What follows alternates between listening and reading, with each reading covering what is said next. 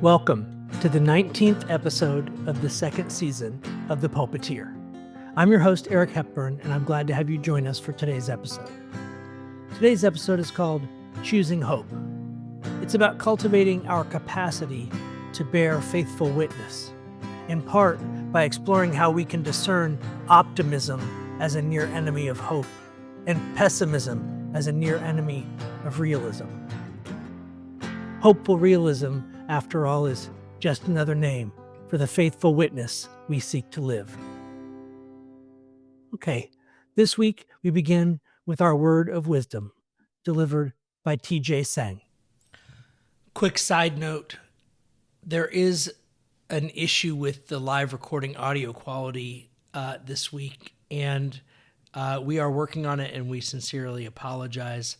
I hope that you don't find it too annoying and that you're able to get what you need out of the podcast. Thank you. Let us enter a still place within, opening our hearts and minds to receive this voice of wisdom. After the words are spoken, we will breathe together in silence, preparing ourselves for the word unfolding among us. Today's voice of wisdom comes from Rebecca Solnit. Hope is an embrace of the unknown and the unknowable, an alternative to the certainty of both optimists and pessimists. Optimists think it will all be fine without our involvement. Pessimists take the opposite position. Both excuse themselves from acting. Hope is the belief that what we do matters, even though how and when it may matter, who and what it may impact, are not things we can know beforehand.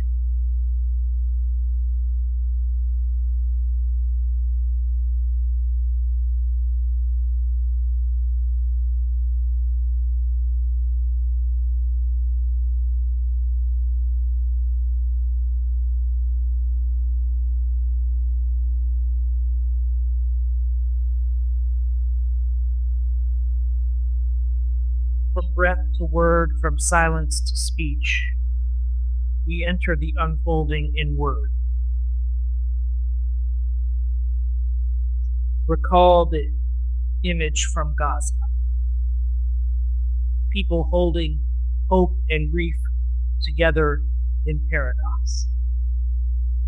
This is an example of what I would call faithful witness. It's going to be a core theme of today's sermon, which is entitled Choosing Hope Beyond Optimism and Pessimism. Faithful witness. They didn't deny the truth of what was happening. They didn't collapse beneath the weight of it. They created space for their humanity to breathe. When they did that, they created space for all humanity to breathe. Now, I've preached to you all before about the Stockdale paradox. I read to you Brené Brown's version of it. This morning, I'm going to share the version off of which her version is based. It comes from author Jim Collins in his book, Good to Great. Eric's funny footnote is, you can even find the voice of God in management writing. It is funny, but I mean it quite seriously. If we only look for the voice of God in those who pore over dusty tomes, imagining that there was a secret in the deep past unavailable to us today, we miss out on the voices of our brothers and sisters and siblings who tap into the voice of God here today and ask, what does it mean to thrive, to be alive, to flourish? I'm going to tell you why I think that authors like Brené Brown and Jim Collins bear faithful witness. They are neither optimists nor pessimists, but they said, I will show up to this data about how the world really works. I will not accept a temporary spike in performance as evidence of greatness. I will look for sustained performance over the long run, and I will ask the hard questions. What did they do so that this community could produce things that were consistently exceptional? What is their secret? They got curious enough to let what they learned from their curiosity rewrite what they believed about how the world works. That, my friends, is faithful witness. That is showing up to the world as it is and letting it become your teacher.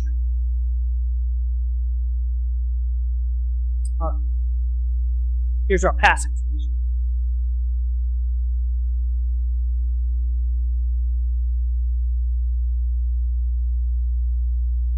Once again, this comes from Jim Collins in his book, Good to Great. Every good to great company faced significant adversity along the way to greatness, of one sort or another. In every case, the management routine responded with a powerful psychological duality. On the one hand, they stoically accepted the brutal facts of reality. On the other hand, they maintained an unwavering faith in the end game and a commitment to prevail as a great company despite the brutal facts. We came to call this duality Stockdale paradox. The name refers to Admiral Jim Stockdale, who was the highest-ranking United States military officer in the Hanoi Hilton, a prisoner of war camp during the height of the Vietnam War. Tortured over 20 times during his 8-year imprisonment from 1965 to 1973, Stockdale lived out the war without any prisoner's rights, no set release date, and no certainty as to whether he would even survive to see his family. You can understand, then, my anticipation of the prospect of spending a part of an afternoon with Stockdale.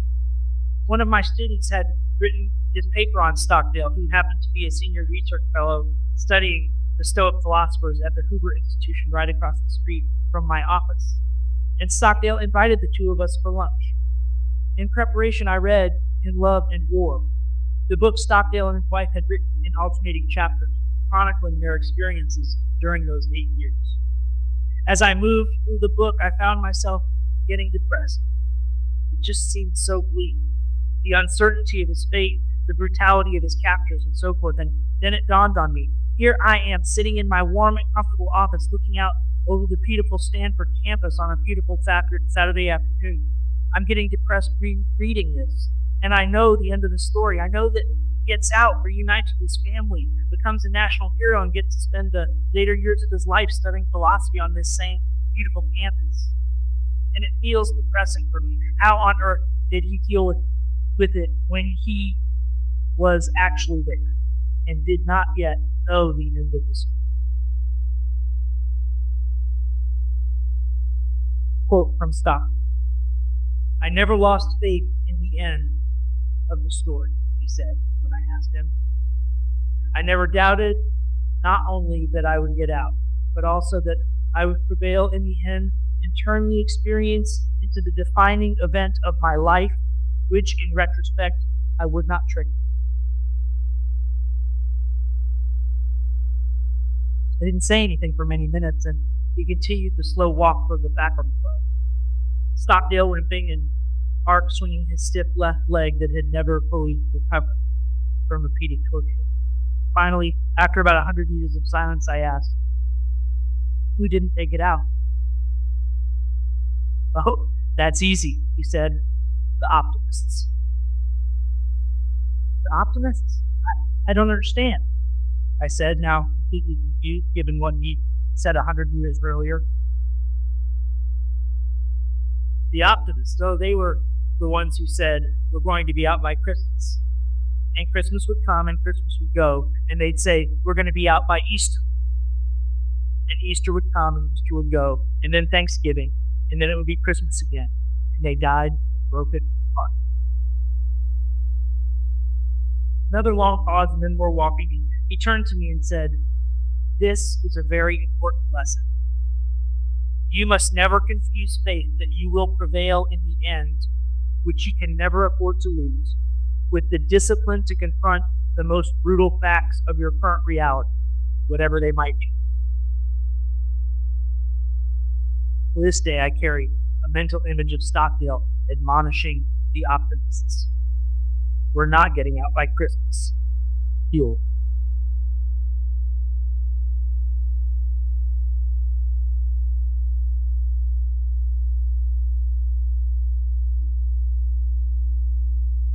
Y'all have heard me preach on the concept of the near enemy. So I'm going to frame it like this. What if optimism is the near enemy of hope? What if optimism is the near enemy of hope? Optimism wants relief, not truth. It seeks comfort instead of clarity. It rises too quickly above the real and collapses witness into wishful thinking. Optimism can't bear hard truths, and therefore it can't ground action. Hope, however, when held in faithful witness, is strong enough to face any truth, no matter how brutal. Pessimism. What if pessimism is the near enemy of realism? What if pessimism simply mistakes despair for honesty? What if it over-identifies with the wound? What if it ignores both possibility and agency and collapses mystery into futility? You see, pessimism can't see possibility, so it can't nurture change.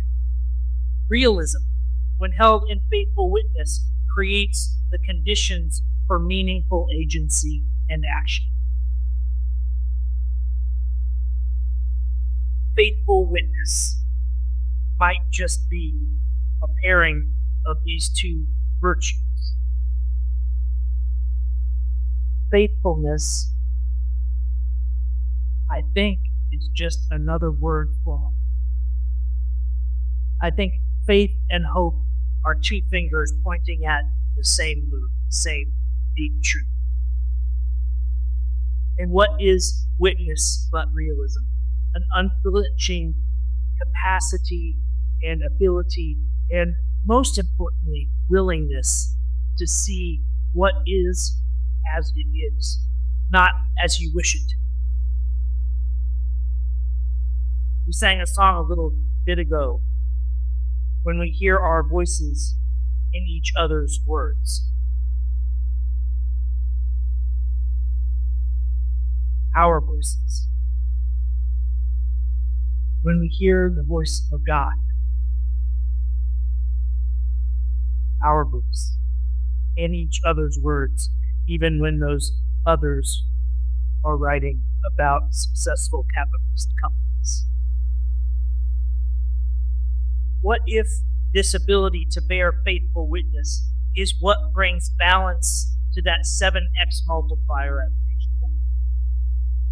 I've told you that we are 7 times more sensitive to threat and danger and negative information and negative media than we are to good news, good stories, happy events. What if bearing faithful witness, holding the tension between hope and realism, is a way that we balance the scales so we can engage the world as it is, not as we fear it might be? Both optimism and pessimism are evasions. One denies the brutal facts, the other denies the possibility of transformation. Neither keeps us in relationship with reality. Faithful witness holds hope and reality in paradox. Faithful witness harnesses the tension to create the opportunity for meaningful change, for us to show up in the world and make it a little better. Sometimes a lot. It's rare, and it happens. In our reading today, you heard Rebecca Solnit. She talks about hope as a commitment to uncertainty. She talks about how the future is not yet written. It is, in fact, written by our own actions.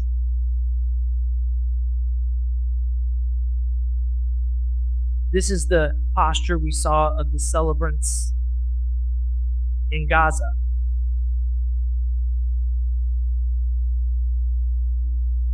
They have learned this lesson in a hard way none of us wish to experience in our own lives. But they have learned the lesson, and they are trying to teach it to us through their example. What a disservice it would be to them for us not to show up and listen to the lesson they are trying to teach. Faithful witness is seeing what is without collapse, without denial, staying supple, spacious, available, allowing the light, the divine, to reveal what yet may become. Light that is not separate from us, but is us and part of us as we are part of it. That is hope's soil. That is a faithfulness with a place to stand and the lever required to move history. Let's bring this down to something perhaps a little more practical and less global in scale. When we choose hope, when we are choosing hope, it is not a feeling that we're waiting. It is a practice that we choose. It's not a feeling that we're waiting. It is a practice that we choose. In my own spiritual journey, I once mislabeled this practice as optimism. I said, I'm choosing to be an optimist. But as we go deeper in our spiritual journey, we start to realize that the field around any virtue is cluttered with near enemies. And the act of thinly divining and parsing and understanding those nuances so that we can continue to improve our aim and hone in on the true virtue without being distracted by its many counterfeits is part of the spiritual journey. If that language I just used makes you curious, I once again will recommend Near Enemies of the Truth by Christopher Wallace as a book you should put on your bookcase for future reflection and reading.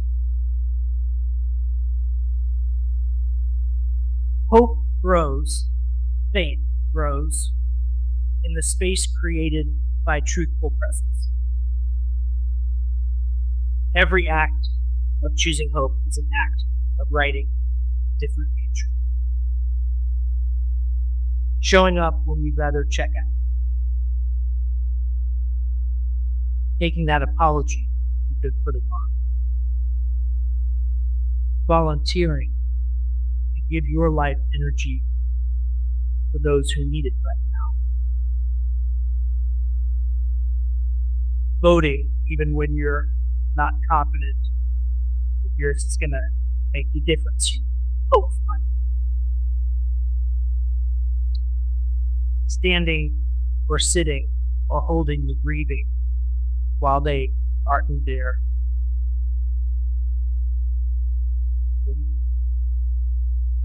Creating beauty, telling the truth, lighting a candle in the dark.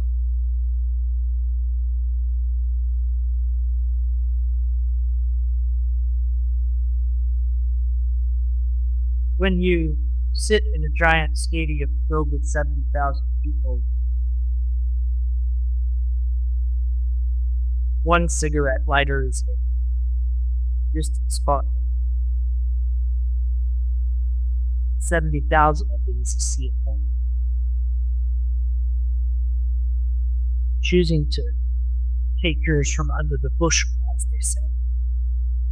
Your willingness to hold it up even when you might be concerned it could be embarrassing to you. Matters. every light we are willing to shine, and every moment that we are willing to do so matters. Each one is a fragile flame that doesn't deny the dawn, but nor does it surrender the horizon. Amen. I offer you this blessing. May we choose hope, not the near enemies of optimism or pessimism, but the grounded, spacious, courageous posture that opens the world to becoming. Amen. Ashe. Shalom. Blessed be. Until next time, thank you for joining us on The Pulpiteer.